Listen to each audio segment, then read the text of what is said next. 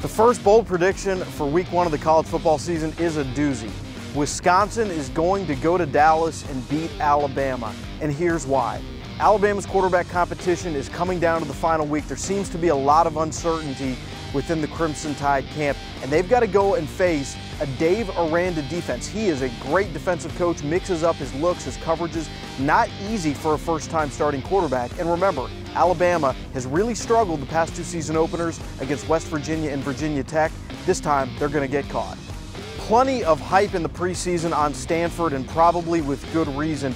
But don't forget, this is a defense that has had to be completely rebuilt this year. They have lost a lot of those veterans who were so good for them, and they've got to go in week 1 and play at Northwestern, a team I think is due. Stanford is going to go in and lose week 1 to Northwestern behind freshman quarterback Clayton Thorson, a supremely talented guy. Pat Fitzgerald doesn't usually like to go young. I think he's got a feeling about this team, and I think it starts in week 1. Well, BYU's got a brutal 4-game stretch to open the season, and it starts in Lincoln with Nebraska. Not normally a place you'd expect the Cougars to win. But with senior quarterback Taysom Hill, a spectacular player who's coming off an injury, I think BYU is going to go in there and get it done in week 1. This team knows exactly who they are. They know how they've got to win.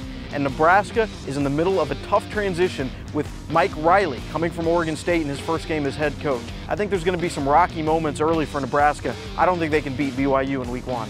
Well, it's not exactly going to be a true home game for Temple playing in Philadelphia against Penn State. There's going to be plenty of Penn State fans in attendance, but don't let that fool you. Temple is going to beat Penn State in week 1. Why? 19 returning starters.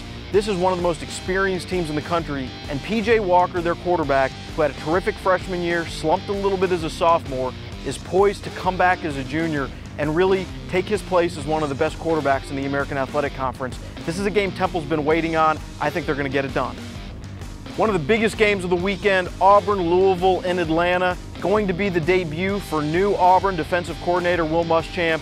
And my bold prediction is it's going to be not just a good debut, it's going to be a great one. They're going to hold Louisville under 20 points in this game. The Will Muschamp effect will be immediate.